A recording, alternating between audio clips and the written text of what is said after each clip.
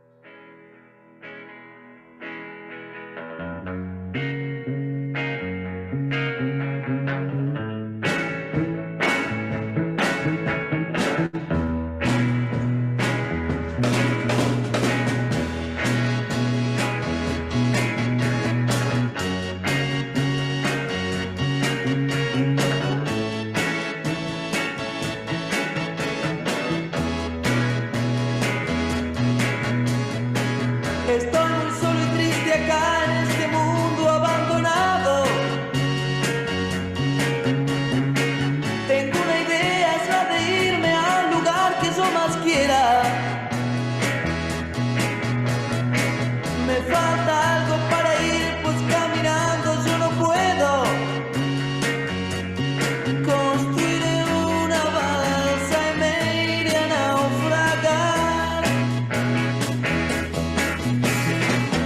Tengo que conseguir mucha madera. Tengo que conseguir de donde pueda. Y cuando mi balsa esté lista, partiré hacia la locura. Con mi balsa yo me iré a naufragar.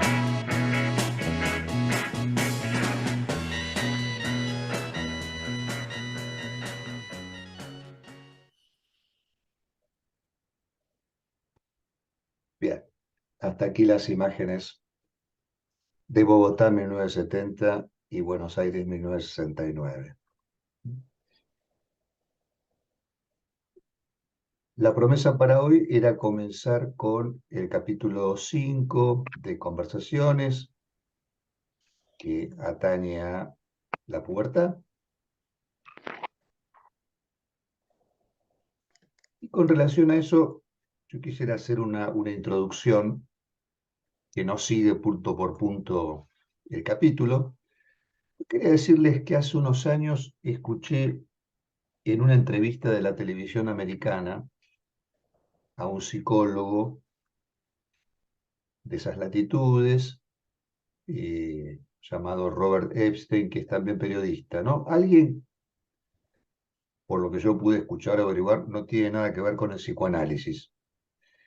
Sin embargo, me pareció que con respecto a la adolescencia contemporánea, tiene una tesis que no me pareció descabellada, y es que lo busquemos de modo consciente o no, los mayores estamos propiciando en los jóvenes entre 13 y 19 años una experiencia adolescente en la que les impedimos ser o actuar como adultos. Repito, es una hipótesis que los mayores estaríamos propiciando en esta franja etaria de los 13 a los 19 una experiencia en la cual le estamos impidiendo a los adolescentes actuar como adultos. Este psicólogo americano también observaba algo que nosotros podemos constatar, y es que los que llamamos hoy adolescentes, en el curso de la historia de la humanidad, eran considerados adultos.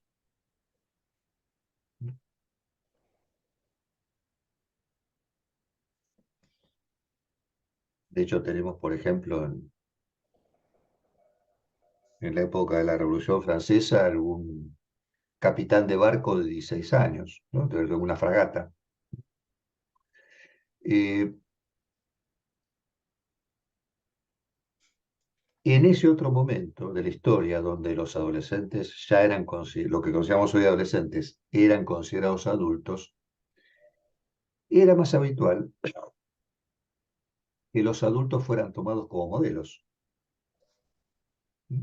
tomados como modelo para imitarlos o para rechazarlos.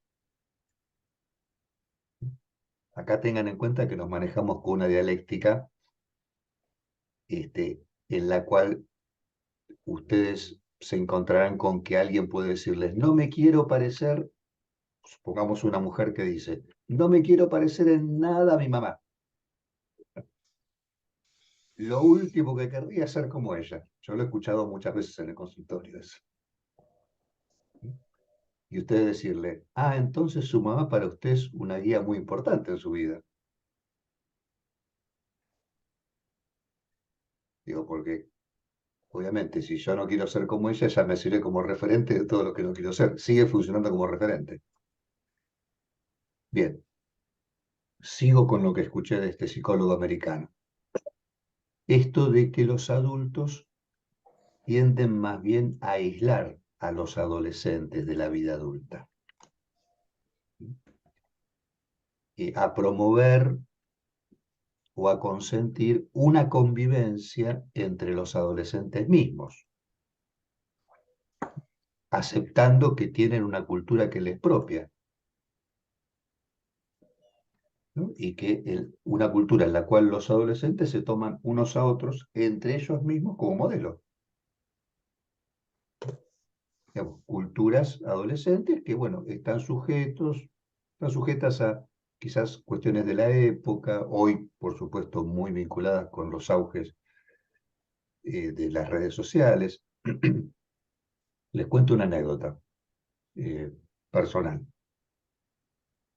2 años atrás estuve en una reunión de fin de año, ¿no? En la casa de una familia amiga. Éramos no más de 12 personas en un parque muy amplio, ¿no? Todavía era el momento en el cual teníamos algún recaudo respecto a las reuniones grupales, hace 2 años. con lo cual estamos ya todos vacunados, pero estamos al aire libre, manteniendo una cierta distancia. En el grupo había 3 adolescentes, hijos de los dueños de casa, con edades así como las que mencionaba este psicólogo, entre los 13 y los 18 años, 3 chicos divinos. Y las demás personas estábamos en un rango que iba de los 36 años hasta una señora que nos acompañaba que tenía 92. Digo tenía porque falleció recientemente. En el momento de la recepción, o sea, cuando la gente llega a la casa, uno llega a la casa, en este caso las personas invitadas llevaban algo, una comida, una bebida. Fuimos colaborando a llevar las cosas a unas mesas que había en el parque. Y en ese paso preliminar, los chicos de la casa no estaban presentes, los adolescentes. Luego, cuando llegaron todos los invitados, nos sentamos a conversar. Los muchachitos tampoco estaban presentes. Cuando se da la orden de largada para empezar a cenar, ahí recién el padre llama a los hijos adolescentes para que bajen a compartir el momento de la cena.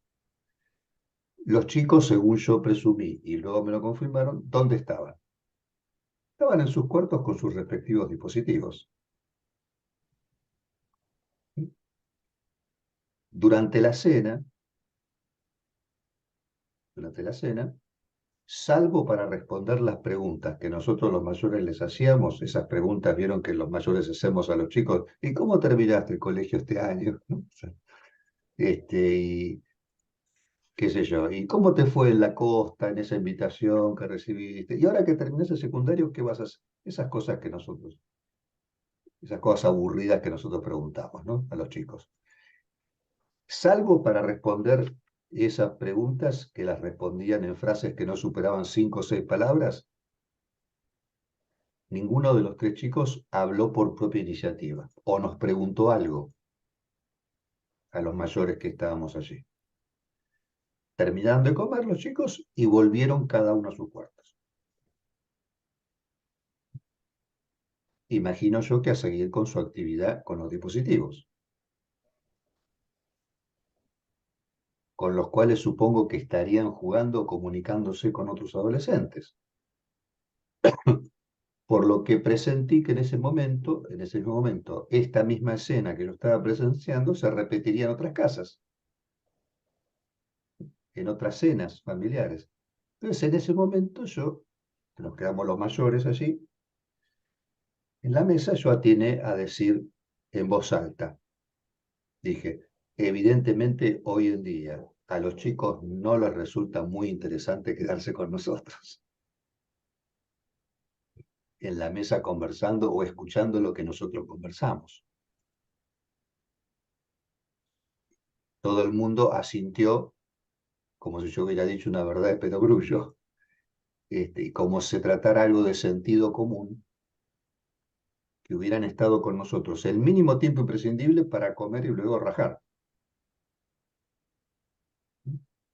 Fin de la anécdota. A propósito de la adolescencia como una construcción moderna, en la que seguramente participan factores sociales, económicos, políticos, a mí me ha parecido muy interesante el modo en el cual a principios, a mediados y a fines de la década del 60, con cierta velocidad, ¿no? De manera un poquito vertiginosa, comienza a visibilizarse un fenómeno de índole masivo en el encuentro entre adolescentes. Por eso les pasé inicialmente ese video y yo les pedí que observaran el público. No. Les cuento a las colegas que se incluyeron después, pasé un primer video donde se veían imágenes del Parque Nacional de Bogotá en 1970, festival que se llamó Festival de la Vida, al aire libre, forma gratuita, autogestionado por varias bandas de rock, un día entero de rock and roll, marihuana y naturaleza, en la que se acercaron los hippies, pero también familias, y curiosos, medios de comunicación que filmaron. Y la otra imagen que yo les mostré corresponde a Buenos Aires, 1969. Los que están en Buenos Aires reconocerán el lugar porque es Avenida Figueroa Alcorta y Porredón, donde había un anfiteatro que después desapareció. Y ahí se realiza en septiembre de 1969, o sea, hace 54 años atrás. Muchas de las personas que están aquí no habían nacido. Se realiza el Festival Pinup. Pinup era una revista. Festival Pinup de música beat y pop. Es el primer festival masivo al aire libre, ¿no? Que contó con actuaciones de grupos que luego que ya eran famosos. Ahí vimos algunos personajes muy jovencitos. Estaba Spinetta en un momento que se lo veía en el público. Se lo veía a Lito Nevia también en un momento. Bueno, ustedes habrán podido comprobar que tanto en Buenos Aires como en Bogotá, tanto en Buenos Aires como en Bogotá, podía observarse un público constituido por chicos y chicas de los 15, 16 y 25 años, digamos. Incluso en el Festival de Bogotá se veían chicos más chiquitos también, que están así muy entusiasmados con el evento. Y me parecía interesante, ¿no? Eh, Cómo estos festivales en la América es por hispanoparlante. Tengo también otro festival de México que se los podría mostrar exactamente igual, también en los 70. Woodstock, por supuesto, Woodstock en Estados Unidos en el 69. Cómo estos festivales alejados entre sí, ¿no?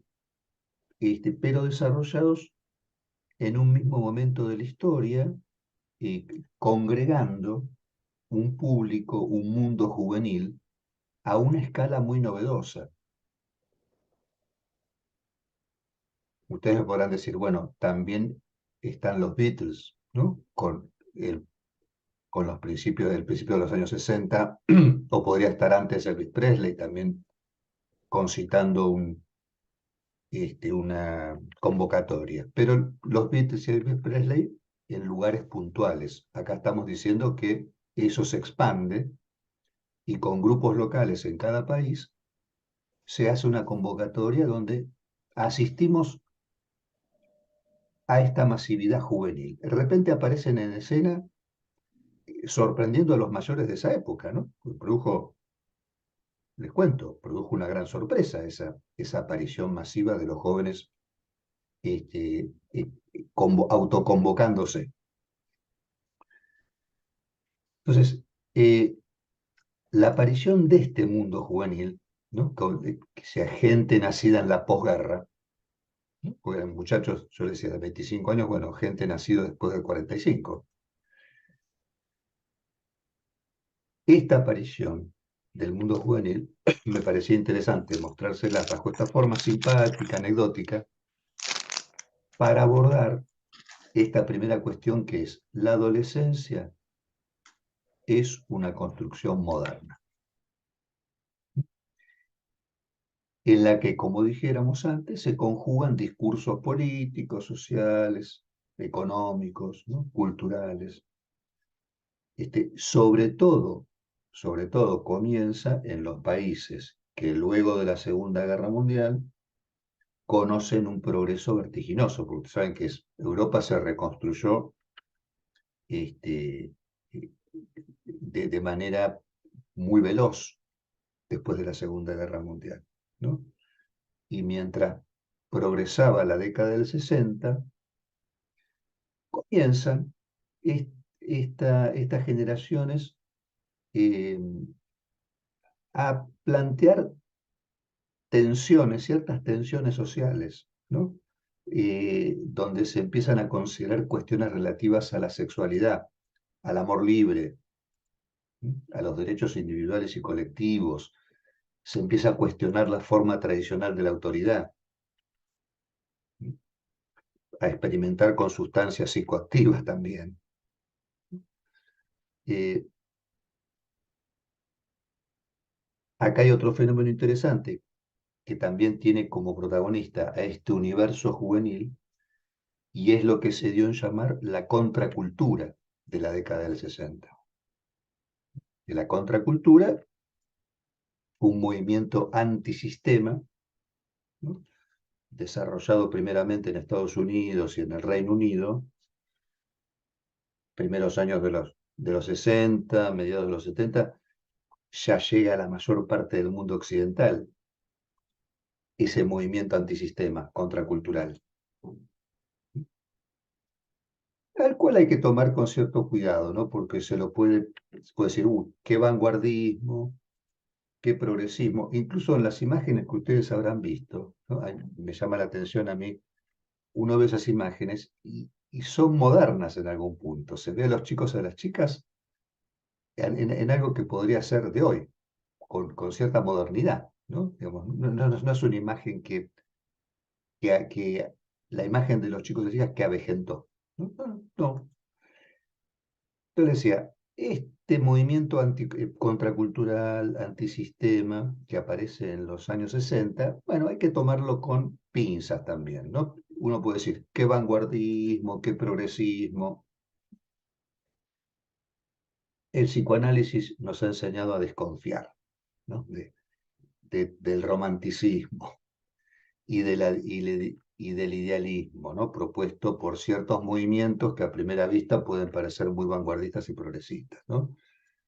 El malestar en la civilización apoya nuestra desconfianza, o en todo caso nos permite apreciar mejor las luces y las sombras de algunos movimientos, ¿no?, sopesarlos y no dejarnos encandilar, ¿no?, de tal modo que nos impida distinguir de qué se trata, efecto de qué discurso se tratan estos movimientos, ¿no? Luces y sombras, de eso se trata todo el tiempo. Y con los fenómenos sociales aplicamos el mismo criterio que en nuestro consultorio. Porque digo, ¿qué les ocurre a ustedes y a mí en el consultorio?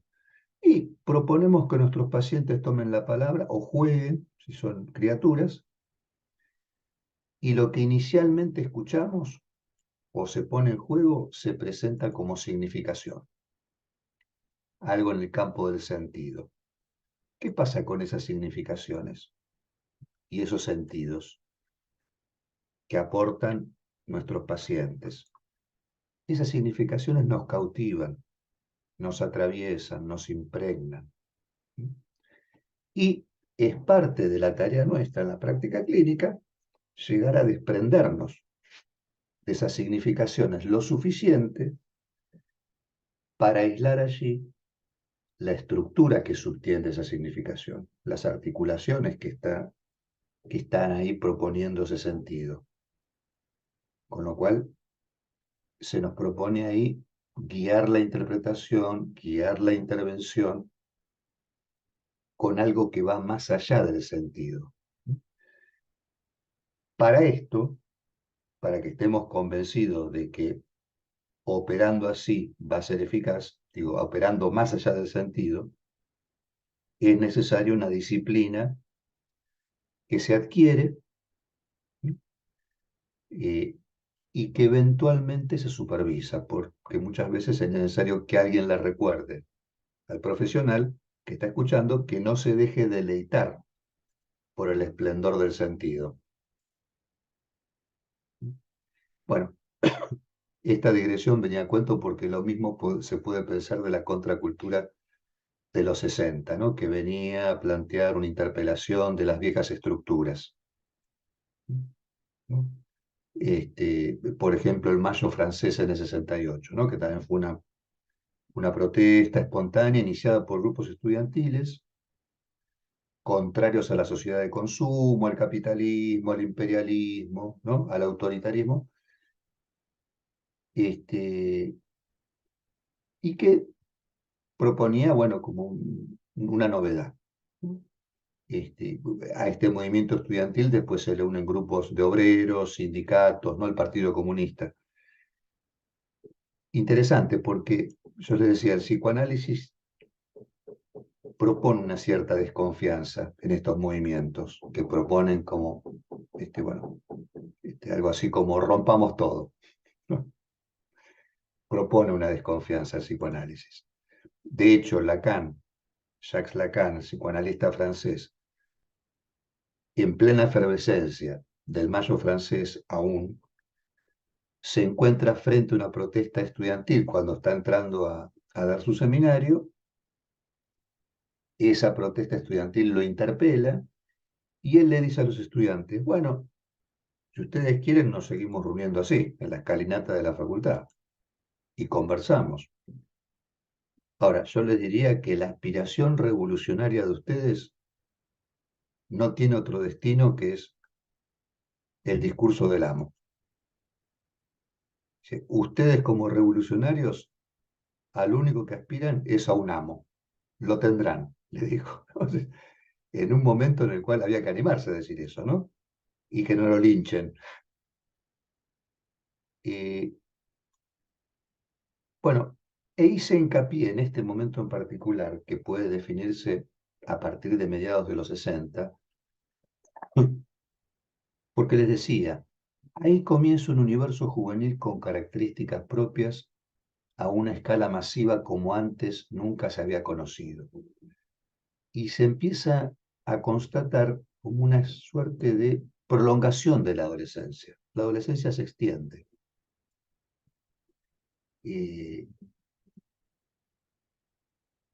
Y les digo, nos interesa distinguir esos discursos que participan en la construcción del sujeto que recibimos en las consultas.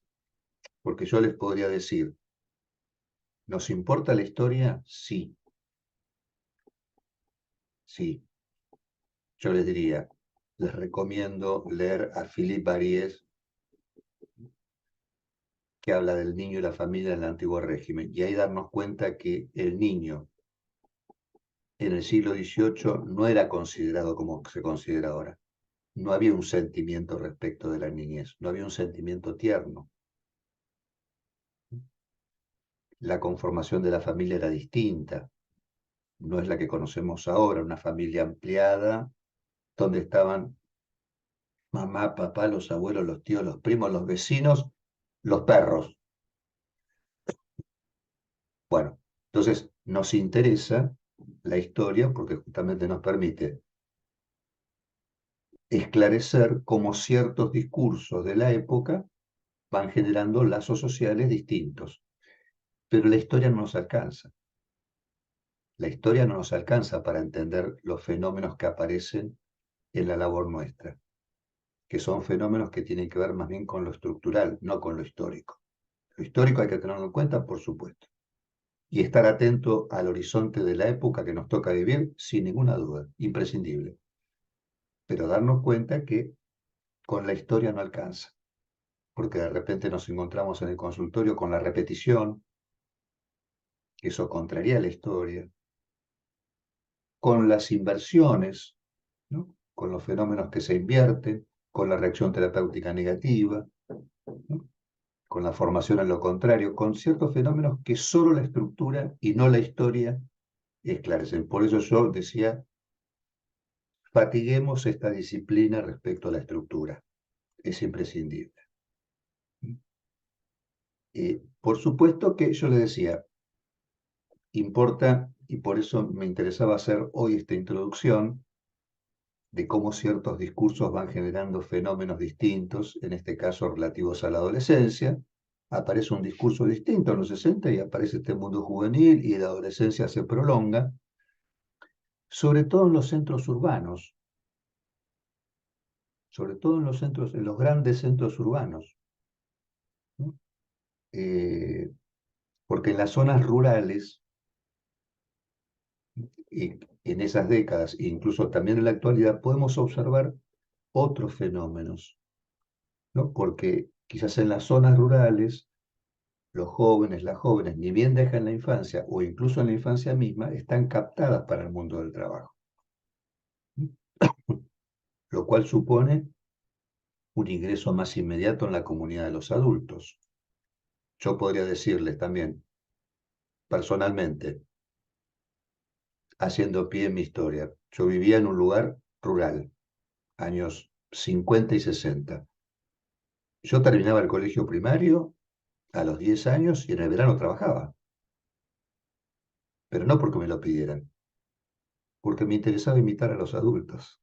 Todavía en ese momento, el modelo eran los mayores, entonces yo decía, yo quiero trabajar. Y trabajaba. Iba a una oficina, pasaba el escobillón, paseaba los ceniceros, hacía café, hacía los mandados de cadete, después de ascensorista. Yo terminaba el colegio primario, que me iba fantástico, y el verano trabajaba, desde los 10 años. Pero no era un caso único. Era el caso de mis compañeros también, que todo el mundo, en verano, iba a trabajar. Ya hay, o sea, fíjense cómo todavía ahí había alguna evidencia de esa niñez que pasa a la vida adulta de un modo más rápido, ¿no? Donde quiere, el niño que quiere ya ser un adulto. Pero decía, claro, en las zonas rurales quizás tenemos otros fenómenos. Les cuento una anécdota de viaje, ¿no? Eh, Porque también en las zonas rurales, quizás con más frecuencia, tenemos la maternidad en las jóvenes adolescentes, ¿no? Que introduce, por supuesto, una consideración distinta respecto a cómo se pasa de la niñez a la vida adulta, a la maternidad. Una vez estando en México, en Guasave, que es una localidad de Sinaloa, tomo contacto con una colega que dirige una preparatoria, ¿no? Que depende de la Universidad Autónoma de Sinaloa. Bueno, esta preparatoria, y la preparatoria se llama en México el colegio que va de los 15 a los 18, ¿no? De los 12 a los 15 es secundario, de los 15 a los 18 es la preparatoria. Esta profesora, bueno, dirigía en ese momento ese colegio destinado a población de bajos recursos, porque estaba en la periferia de la localidad, bien zona rural, y los chicos y chicas que iban ahí estaban becados. Entonces esta directora me dice, Miguel, ¿podemos ir a hablar con los estudiantes? Sí, ¿cómo no? Le digo, desde ya. Entonces yo le digo, mire, no tengo nada preparado, entonces cuénteme usted qué le parece que podría conversar con ellos, con los chicos y las chicas, ¿no? Además en un medio cultural y un medio distinto del que conozco yo. Entonces la directora me dice, hable con los estudiantes de lo que usted quiera, pero por favor, me dice, por favor, Miguel, dice, en algún momento transmítales a las chicas que no estén apuradas para casarse. Entonces me llamó la atención esa indicación. Me sorprendió, me sorprendió porque no es algo que yo escuche aquí en Buenos Aires, que voy a un secundario y me dice, por favor, Miguel, dígale a las chicas del secundario que no estén apuradas para casarse. Bueno, pero me quedé pensando en esta indicación y cuando llego a la preparatoria estaba el salón con los chicos y las chicas de entre 15 y 18 años. Entonces, ¿de qué propuse hablar con ellos y con ellas? De dos temas que supuse que les podía interesar mucho. ¿Qué temas? El amor y la calentura. ¿Qué les puede interesar entre los 15 y los 18 años? El amor y la calentura. Entonces, pregunté quién estaba o había estado enamorado o enamorada. Pregunté a las chicas, a las chicas. Imagínense, ¿no? Todos empezaron a reírse, silencio, risitas por ahí. Entonces vuelvo a preguntar, bueno, digo, no sean tímidos. A ver, ¿quién podría contarnos algo respecto a qué significa estar enamorada? Y de repente una chiquita, una pibita así chiquitita, yo calculé que tendría 15 años, levanta la mano. Ah, digo, qué bien, bueno, te agradezco que podrás compartirnos cuál ha sido tu experiencia con el amor. Una pibita, tendría 15, pero parecía de 12 además. Entonces cuenta, con cierta timidez, que no solo estaba enamorada, no solo estaba enamorada, sino que ese amor estaba dedicado al padre de su bebé. Entonces yo me quedo ahí asombrado, porque además de más información de la que yo esperaba. Estaba enamorada, que tenía un bebé, que había un padre, que, ¿no? Bueno, ahí empecé a entender un poquito más el pedido de la directora. Cuando terminó la charla con los chicos y las chicas, que fue muy divertida, interesante, eh, sobre todo por las preguntas, algunas preguntas que hicieron, ¿no? Terminamos la charla y se acerca un muchacho, tendría también 16 años, y me comenta: mire, me gustó lo que usted dijo, me gustaría estudiar psicología, digo, pero mi familia me dice que con esa carrera no voy a ninguna parte.